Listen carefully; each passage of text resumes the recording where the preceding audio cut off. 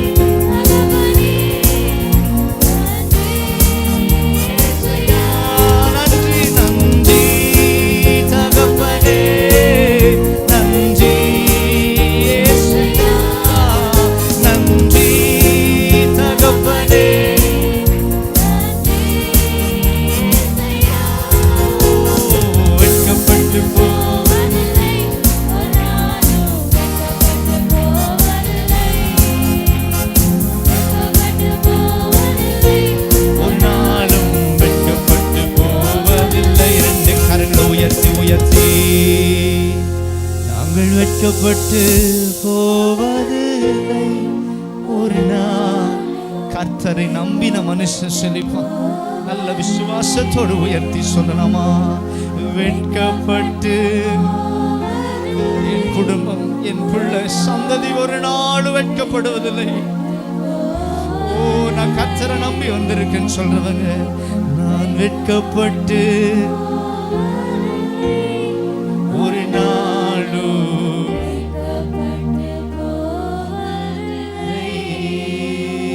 ஹல்லேலூயா.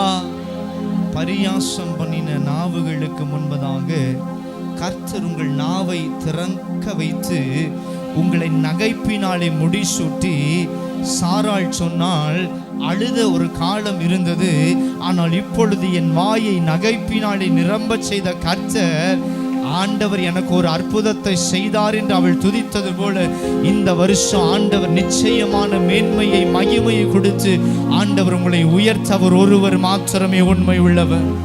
ஒரு நாள் வெட்கப்பட்டு போவதில்லை. ஒரே விஷயம், அப்படியே கண்களை மூடி 2 கரங்களை உயர்த்தி சொல்லலாமா? நீங்க அறிக்கை செய்யணும். உம்மை நான் நம்பி வந்திருக்கிறதுனால இந்த முதல் ஆராதனையில நான் அறிக்கை செய்கிறேன், நான் உம்மை நம்பி வந்திருக்கிறேன், நான் தோற்று போவதில்லைப்பா, நான் வெட்கப்பட்டு போவதில்லை, நான் நிந்தனை அனுபவிப்பதில்லை. காரணம், கர்த்தர் என்னோடு கூட இருக்கிறார். நிந்தனையை மேற்கொள்ளாத ஓட்டால் இந்த இஸ்ரவேலை ஆசீர்வதிப்பதே பிரியம் என்று சொன்ன கர்த்தர். 2 கையை உயர்த்தி சொல்லுங்க. வெட்கப்பட்டு ஒரு நாளும் வெட்கப்பட்டு போவதில்லை. 2 விஷயம் சொல்ல போற. நல்ல உயர்த்தி. வெட்கப்பட்டு ஒரு நாளும் வெட்கப்பட்டு போவதில்லை. சொல்லுங்க. Last one more time. வெட்கப்பட்டு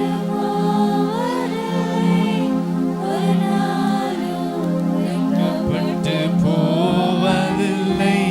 Praise the Lord. எங்கள் திருச்சபையில் வைத்து ஒவ்வொரு மாதமும் 2ஆம் சனிக்கிழமை நடைபெறும் சபை பாகுபாடற்ற விடுதலையின் ஜெப உபவாச கூடுகைக்கு உங்களை அன்புடன் வரவேற்கின்றோம்.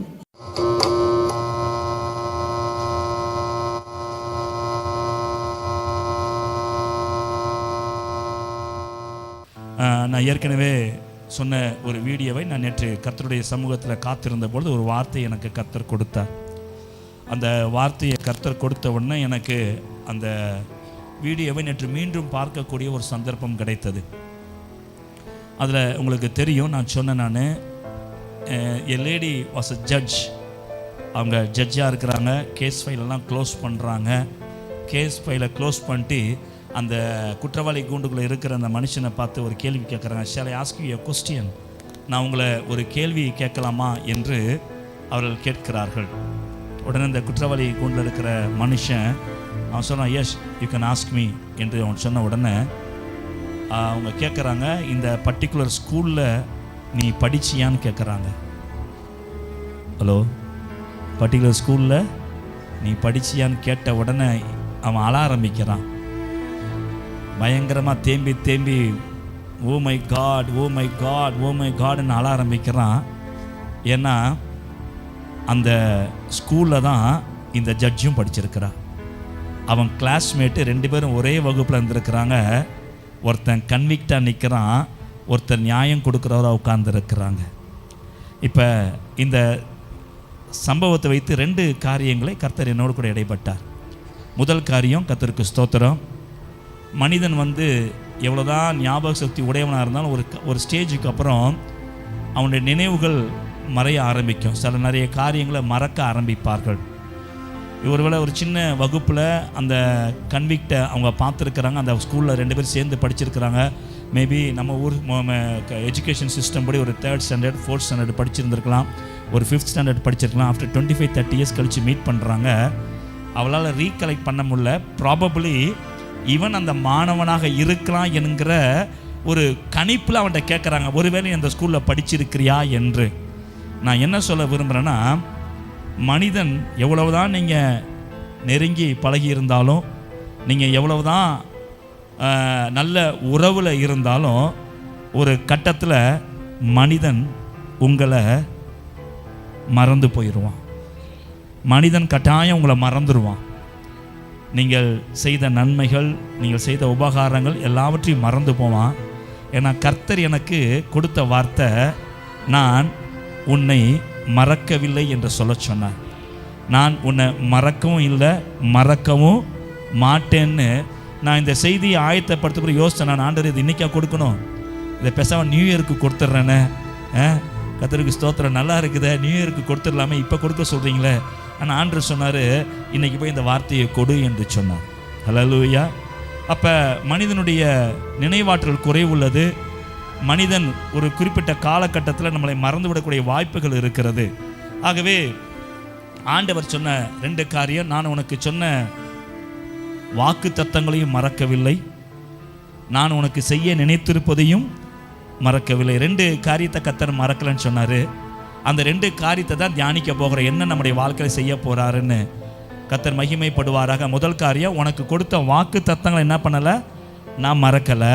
2வது, நான் உனக்கு சில காரியங்கள் செய்ய நினைத்திருக்கிறேன், அதையும் நான் என்ன செய்யவில்லை, மறக்கவில்லை. கர்த்தருக்கு ஸ்தோத்திரம் உண்டாவதாக. அப்போ தேவன் எப்படிப்பட்டவராக இருக்கிறார்? ஆதியாகமம் புஸ்தகத்தில் நீங்கள் 40ஆம் அதிகாரத்தில் 14ஆம் வசனத்தை நீங்கள் கவனிச்சிங்கன்னா, அங்கே ஒரு மனுஷன் 2 காரியத்தை மறந்து போகிறான். கர்த்தருக்கு ஸ்தோத்திரம். 14ஆம் வசனத்தை வாசிங்க. என்னங்க? சொன்னதுமன்றி நீ வாழ்வடைந்திருக்கும் போது என்னை நினைத்து என் மேல் தயவு வைத்து, சரி இது உங்களுக்கு தெரியும், நீங்கள்லாம் வேத பண்டிதர்கள், வேதத்தை கரைச்சி குடிச்சிருக்கிறீங்க. சில நேரம் உங்கள்கிட்ட நான் ஆலோசனை கேட்குறேன். ஆகவே நான் கேட்குறேன், இப்போ வந்து நீங்கள் தான் பானபாத்திரக்காரன், பக்கத்தில் பாருங்கள், அவங்க தான் யார்? நீங்கள் தான் யோசேப்பு. இப்போ யோசேப்பு, நீங்கள் பக்கத்தில் இருக்கவங்களை பார்த்து கேளுங்க, இந்த வார்த்தையை நான் சொன்னால் நீ என்ன சொல்லியிருப்ப? என்னை மறவாமல் நினச்சிக்கோன்னு சொன்ன என்ன சொல்லியிருப்ப? என்ன சொல்கிறாங்க? யாராவது ஒரு யோசேப்பு எழுந்து சொல்லுங்கள், அவங்க என்ன சொன்னாங்கன்னு, பானபாத்திரக்காரன் என்ன சொன்னாங்கன்னு சொல்லுங்கள்.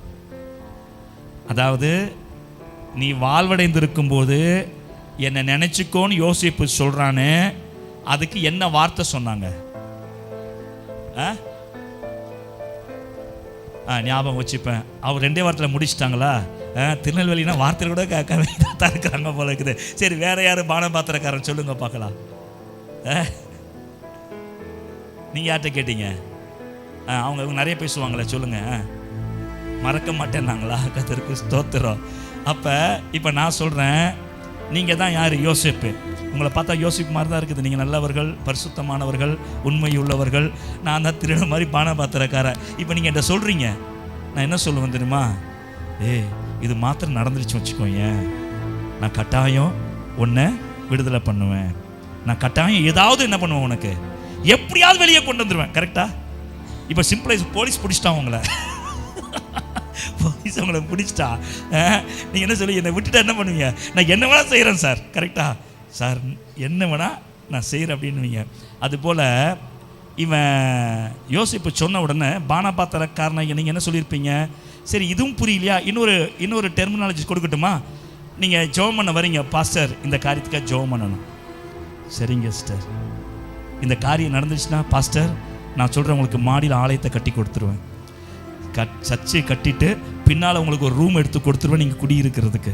ஹலோ, தைரியமாக ஆமேன்றாங்க.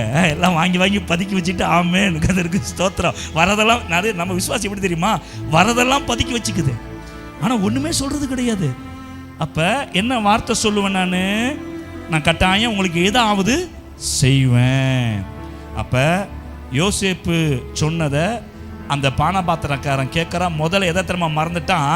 அங்கே போய் டியூட்டி ஜாயின் பண்ணியாச்சு, பாஸ்டர் சொன்ன மாதிரி நடந்துடுச்சு, வேலை கிடைச்சிடுச்சு, எல்லாம் நடந்துடுச்சு. இப்போ யாரை மறந்தாச்சு? யோசேப்பை மறக்கல. ஒரு ப்ராமிஸ் பண்ணியிருக்கிறேன். நான் என்ன ப்ராமிஸ் பண்ணியிருக்கிறேன்? எனக்கு பிரான்ஸ் போச்சு, ஜெர்மன் போச்சு, இப்போ சவுதி அரேபியாவுக்கு சொல்லிட்டு போயிருக்கிறாங்க. என்ன பிரான்ஸ் சொன்னவன் மறந்துட்டான், ஜெர்மன் போனவன் நன்றி கேட்டது மறந்து போச்சு. ஆனால் இவங்க நீங்கள் பாருங்க, நான் கட்டாயம் சவுதி அரேபியா கூப்பிடுவேன். ஹலோ, இருக்கிறீங்களா? கர்த்தருக்கு ஸ்தோத்திரம். கர்த்தர் நல்லவர், ஆமென் சொல்லுவோமா? சரி, அப்போ என்ன வார்த்தை? வேலை கிடைச்ச உடனே சொன்ன வார்த்தை மறந்து போச்சு. இப்போ 2வது நடக்கிற காரியத்தை பாருங்க. கர்த்தருக்கு ஸ்தோத்திரம். ஏன்னா இங்கே முடிஞ்சிருது. இவ தான் மனுஷன். இது எதுக்கு தெரியுமா கர்த்தர் சொல்றாரு? அவ்வளோதான் மனுஷன். எல்லாருமே ரொம்ப நம்பிக்கை வச்சிடாத. அவ்வளோதான் மனுஷன். மறந்துடுவான், சொன்னதை மறந்துடுவான், பேசினதை மறந்துடுவான், எல்லாத்தையும் மறந்துடுவான். வாசிங்க 40:23 வாசிங்க சீக்கிரம். ஆனாலும் பானபாத்திரன் தலைவன் யோசேப்பை நினையாமல், நான் கேட்குறேன், வார்த்தையே மறந்துட்டான். மனுஷன் இப்படி நினைப்பான். அப்போ நம்மள்கிட்ட வந்து நிறைய வார்த்தைகளை சொல்லுவார்கள். நான் அப்படி செஞ்சிருவேன். இப்போ உங்கள் பிள்ளை சும்மா சிம்பிளாக கேட்குறான். கர்த்தருக்கு ஸ்தோத்திரம். உங்கள் பிள்ளை சின்ன பிள்ளையாக இருக்கும்போது நீ வயசான பிறகு எங்கள் அம்மாவை கவனிச்சுப்பேடா, எப்படிடா கவனிச்சுப்ப? நல்லா கவனிச்சுப்ப. ஹலோ, எப்படிச்சுப்பா? அம்மா உன்னை ராணி மாதிரி வச்சுப்பேன்னு சொல்லுவான். ஆனால் கர்த்தருக்கு ஸ்தோத்திரம், கல்யாணம் ஆனதுக்கப்புறம் உங்களை ராணி மாதிரி வச்சுக்க மாட்டான், பொண்டாட்டியை ராணி மாதிரி வச்சுப்பான். கரெக்டா? கர்த்தருக்கு ஸ்தோத்திரம்.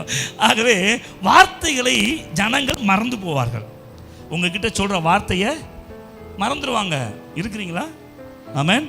உங்கள்கிட்ட நிறைய வார்த்தை சொல்லலாம், அந்த வார்த்தையெல்லாம் மறந்துடுவாங்க. 2வது, உங்கள் வார்த்தையை ஒருத்தன் மறந்துட்டானா அவன் உங்களை மறந்துட்டான்னு அர்த்தம். உங்ககிட்ட பேசின வார்த்தை, உங்ககிட்ட சொன்ன வார்த்தை ஒரு மனுஷன் மறந்துட்டானா அவன் உங்களை மறந்து விட்டான் என்ற அர்த்தம். அதனால தான் ஆண்டு ரொம்ப தெளிவாக வேதத்தில் இதெல்லாம் ஆண்டுக்கு தெரியும். மனுஷன் யார், அவனுடைய குணம் என்ன, அவன் எப்பேற்பட்டவன் கர்த்தருக்கு நல்லாவே தெரியும். அவன் சொன்ன வார்த்தையும் நினச்சி பார்க்க மாட்டான், மனுஷன் சொன்னது அந்த வார்த்தை யார்கிட்ட பேசணும் அவங்களையும் நினச்சி பார்க்க மாட்டான். அதனால தான் ஆண்டு ரொம்ப அழகாக சொல்லியிருக்காரு, நன்மை மாத்திரம் செய்யுங்க, பிரதிபலனை பைபிள் ரொம்ப தெளிவாக வச்சுக்க. ஏன்னா மனுஷன் யாருன்னு நமக்கு புரியணும். அதனால தான் கர்த்தர் வச்சுக்க, பிரதிபலன் என்ன பண்ணாத, எதிர்பார்க்காத. கர்த்தருக்கு ஸ்தோத்திரம். நான் சொல்கிறேன், உன் வார்த்தைகளை ஜனங்கள் கட்டாயம் மறந்து போவார்கள். அந்த அனுபவம் இருக்குதா? கர்த்தருக்கு ஸ்தோத்திரம். கர்த்தர் நல்லவர், கர்த்தர் மகிமைப்படுவாராக. ஆனால் தேவன் எப்படிப்பட்டவர் என்றால், அவர் அண்டர்லைன் பண்ணிக்கோ, எதையும் மறப்பது கிடையாது. நீங்கள் வேணால் யோசித்து பாருங்கள். உங்களுக்கு சொன்ன வார்த்தையை மாத்திரம் நான் சொல்லலை, உங்களுக்கு கொடுத்த வாக்கு தத்தங்கள் மாத்திரமல்ல, உங்களுக்கு சில காரியங்களை செய்ய நினைத்திருப்பது மாத்திரமல்ல, வேதம் ஆண்டவரை குறித்து என்ன சொல்லுகிறது என்றால், நீங்கள் மற்றவங்கள்ட்ட பேசுவீங்க தெரியுமா? மற்றவங்கள்ட்ட என்ன பண்ணீங்க? பேசுகிற வார்த்தை. நீங்கள் இருக்கிற இருப்பை பார்த்தா நீங்கள் யார்ட்டுமே பேசாத மாதிரி அப்படி உட்கார்ந்துருக்கிறீங்க. கர்த்தருக்கு ஸ்தோத்திரம். மற்றவங்கள்ட்ட என்ன வார்த்தை பேசுகிறீங்களோ அந்த வார்த்தையை கூட கணக்கில் வச்சு பாரு அவர். அப்போ என்ன அர்த்தம் தெரியுமா? அதுக்கு என்ன தெரியுமா அர்த்தம்? தேவன் எனக்கு சொன்ன வாக்கு தத்தங்களை மறக்கவும் மாட்டார், எனக்கு சில நன்மைகளை செய்ய நினைச்சு அதையும் மறக்க மாட்டார் என்று வேதம் சொல்லுகிறது. ஆனால் மனுஷன் கட்டாயமாக அவன் யாராக இருந்தாலும் சரி, தான் சொன்ன வார்த்தைகளையும் மறந்துடுவான், அவன் உங்களையும் மறந்து விடுவான். சங்கீதம் புஸ்தகம் 40 ஒரு நல்ல ஒரு ஆறுதலான ஒரு வசனம். சங்கீதம் 40 அதிகாரத்தில் 17வது வசனத்தை எடுத்தீங்கன்னா நல்ல ஆறுதலை கொடுக்கிற ஒரு வசனம். வாசிங்க. என்னங்க? நான் சிறுமையும் எளிமையுமானவன், கர்த்தரோ என்னவா இருக்கிறாரு? நீங்க அவர் மறந்துட்டாருன்னு நினைச்சாலும் அதை பத்தி கர்த்தர் கவலைப்படுறது கிடையாது. ஏன்னா அவர் வார்த்தை சொல்லுகிறது, கர்த்தர் என்மேல் நினைவாய் இருக்கிறார், தேவரீர் என் துணையும் என்னை விடுவிக்கிறவருமாய் இருக்கிறீர், என் தேவனே தாமதியாதையும். ஒரு ஆமென் சொல்லுவோமா? அப்போ அதில் சென்டர் பாயிண்ட் சொல்லுது, என் தேவன் என் மேல் எப்படி இருக்கிறாரா? நினைவாய். நம்ம தான் நினச்சிக்கிறோம் சில காரியம் நடக்கணும்னா ஆண்டர் என்ன மறந்துட்டாரு, ஆண்டர் எனக்கு இல்லை. கர்த்தர் ஒரு நாள் என்ன பண்ண முடியாது, என்ன மறக்க முடியாது. ஏன்னா என் தாயின் கருவில உருவாக்குவதற்கு முன்பதாகவே என்னை பெயர் சொல்லி அழைத்த தெய்வம். அல்லேலூயா. அப்ப என்னை பெயர் சொல்லி அழைத்த தெய்வம். இங்க சங்கீதக்காரன் சொல்றான், என் மேலே அவர் நினைவா இருக்கிறார்னா என்ன கர்த்தர் என்ன செய்யறது இல்லை, மறப்பது கிடையாது. ஒரு ஆமேன் சொல்லுவோமா? ஹல்லேலூயா. கர்த்தருக்கு ஸ்தோத்திரம். இப்ப இந்த வசனத்தை கவனிச்சீங்கன்னா, என் மேல் நினைவா இருக்கிறார் அப்படின்னா மனுஷன் உன்னை மறந்துடுவான், மனுஷன் அவன்கிட்ட சொன்ன வாக்கு தத்தங்களை மறந்துடுவான். நான் உன்னை மறப்பதில்லை, உன்னை நினைத்திருக்கிறேன். ஒரு ஆமேன் சொல்லுவோமா? ஹல்லேலூயா. கர்த்தருக்கு மகிமை உண்டாவதாக. நீங்கள் கவனிச்சிங்கன்னா கர்த்தருக்கு ஸ்தோத்திரம், இந்த வசனம் ஒரு சாட்சி கொடுக்கிறது. நான் சிறுமைப்பட்டு கொண்டு, நான் சிறுமையும் எளிமையும் ஆனவன். அப்போ சிறுமையும் எளிமையும் ஆனவன்னா ஆங்கில வேதாகமத்தில் என்ன போட்டிருக்கிறது என்றால் புவர் அண்டு நீடி. நான் கஷ்டப்படுறவன், நான் நெருக்கப்படுறவன், என்ன மறக்கலன்னு என்ன தெரியுமா அர்த்தம்? நான் எந்த கஷ்டத்தில் இருக்கிறேன், எந்த நெருக்கத்தில் இருக்கிறேன், என் வேதனை என்ன என்பதை தேவன் மறக்கவில்லை. ஹல்லேலூயா. கர்த்தருக்கு நான் அடிக்கடி சொல்வேன், சபையில் நீங்கள் உங்களுக்காக ஜெபம் பண்ணும்போது கர்த்தர் உங்களை மாத்திரம் பார்க்கறதில்ல, உங்கள் மனைவியை சேர்த்து பார்க்குறார். நீங்கள் ஜெபம் பண்ணும்போது உங்கள் மனைவியை பார்க்குறாரு, நீங்கள் ஜெபம் பண்ணும்போது உங்கள் பிள்ளைகள், அது ஒரு குடும்பமாக தான் கர்த்தர் பார்க்குறாரு தவிர தனியாக பார்க்கறது கிடையாது. அதே போல் இங்கே வேதம் சொல்லுகிறது, என் கர்த்தர் என் மேல் நினைவாக இருக்கிறார்னா நான் போகிற வழியில் என்னென்ன நெருக்கத்தில் இருக்கிறேன், என்ன வேதனை இருக்கிற, என் இருதயத்தில் நினைவுகள் என்ன கஷ்டப்படுறன்ற அத்தனையும் தேவன் அறிந்திருக்கிறார். ஒரு ஆமேன் சொல்லுவோமா? ஹல்லேலூயா. கர்த்தருக்கு ஸ்தோத்திரம். அதில் இருக்கிற வாக்கு தத்தம் ரொம்ப ஆச்சரியமான வாக்கு தத்தம். நான் எளிமையும் சிறுமையும், அதாவது புவர் அண்ட் நீடி, தேவையுள்ள ஒரு மனுஷனாக, வேதனை இருக்கிற மனுஷனாக இருக்கிறேன், என்னை நினச்சிருக்கிறாரு. நான் சொன்னேன் இல்லையா, கர்த்தர் உங்களை இல்லை, நீங்கள் படுகிற பாடுகள், நீங்கள் கடந்து போகிற நெருக்கத்தை கர்த்தர் நினைச்சிருக்கிறாருன்னு. அதனால தான் வசனத்தை முடிக்கும் போது அவன் சொல்கிறான், கர்த்தர் என்னை விடுவிக்கிறவராயிருக்கிறார். ஹல்லேலூயா. ஆகவே நான் உங்களுக்கு சொல்லுகிறேன், யார் நம்ம மறந்து போனாலும் என்னை மறவாத ஒரு நேசர் இருக்கிறார். இந்த வருஷத்தின் கடைசியில் வந்திருக்கிற உங்களுக்கு கர்த்தர் சொல்ல விரும்புகிற ஒரு காரியம், நான் உன்னையும் மறக்கலை, உனக்கு கொடுத்த வாக்கு தத்தங்களையும் மறக்கலை, உனக்கு சில காரியங்களை செய்ய நினைச்சிருக்கிறேன், அதுவும் என் நினைவில் இருக்கிறது, அதை நான் மறக்கவில்லை என்று கர்த்தர் சொல்லுகிறார். ஒரு ஆமென் சொல்லுவோமா? கர்த்தருக்கு ஸ்தோத்திரம் உண்டாவதாக. நீங்கள் எப்படிப்பட்ட தெய்வத்தை ஆராதிக்கிறீங்க தெரியுமா? இப்போ உயிரோடு இருந்து மறக்க முடியுமா அப்படின்னு கேட்டிங்கன்னா, நீங்கள் ஹாஸ்பிட்டலில் போய் பாருங்கள், சில டாக்டர் சொல்லுவாங்க இவங்க உயிரோடு கூட இருக்கிறாங்க. யார்? பெட்டில் படுத்துருக்குறாங்க. இவங்க எப்படி இருக்கிறாங்க? உயிரோடு இருக்கிறாங்க, ஆனால் கோமால இருக்கிறாங்க. என்ன அர்த்தம் தெரியுமா? உயிர் இருக்குது, ஆனால் எதையும் செய்ய முடியாது. நான் உனக்கு சொல்கிறேன், நீ ஆராதிக்கிற தேவன் உயிரோடு கூட இருப்பது மாத்திரமல்ல, அவர் கோமால இருக்கிற தெய்வம் இல்லை. என் தேவன் கோமால இருக்கிற தெய்வம் இல்லை.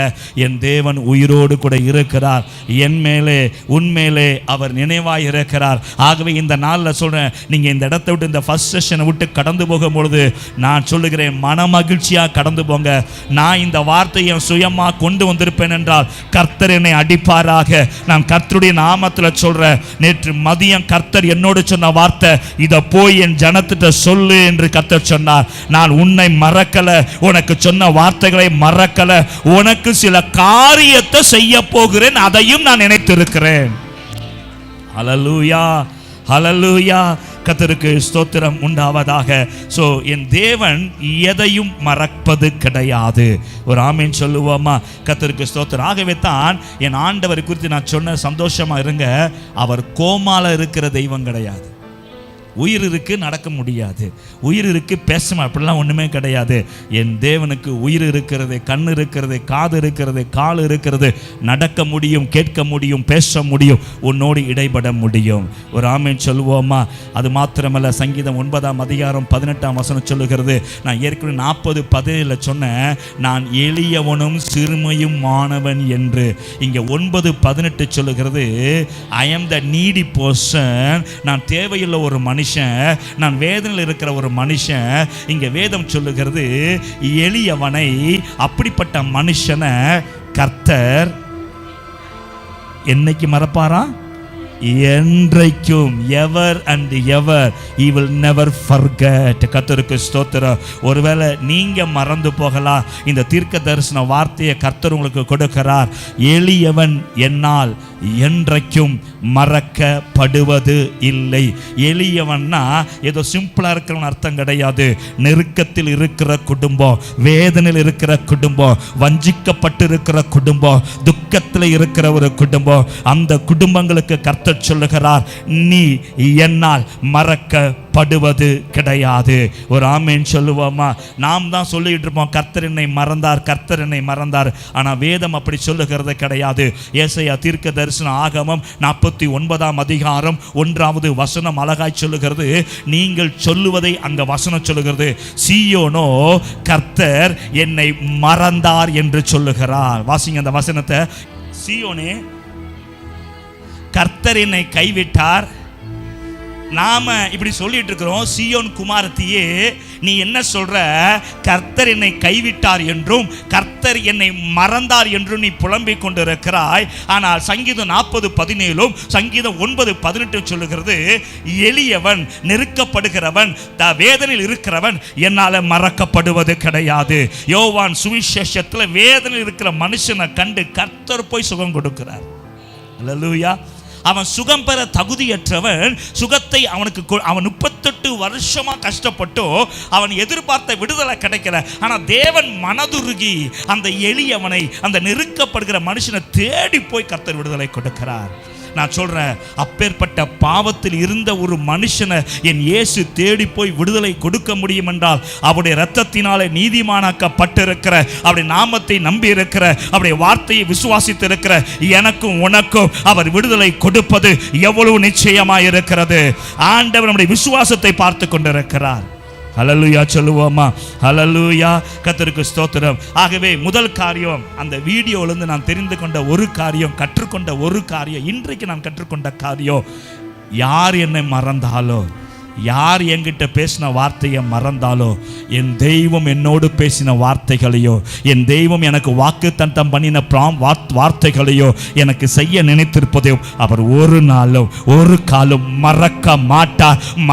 மறந்து விட்டார் என்று நீ புலம்புகிறாய். இன்று என் தெய்வம் உனக்கு சொல்லுகிறார், நான் மறக்கவில்லை. ஹல்லேலூயா, பிரைஸ் தி லார்ட். ஒரு புதிய வருஷத்தில் பிரவேசித்திருக்கிற உங்களை கர்த்தர் ஆசீர்வதிப்பாராக. இந்த புதிய வருஷத்தில் இந்த தொலைக்காட்சி நிகழ்ச்சியில் நீங்கள் எங்களோடு கூட கலந்து கொண்டதற்காக நான் சந்தோஷப்படுகிறேன். இதோ இந்த புதிய வருஷத்தை குறித்து நம்பிக்கையாக இருங்கள்.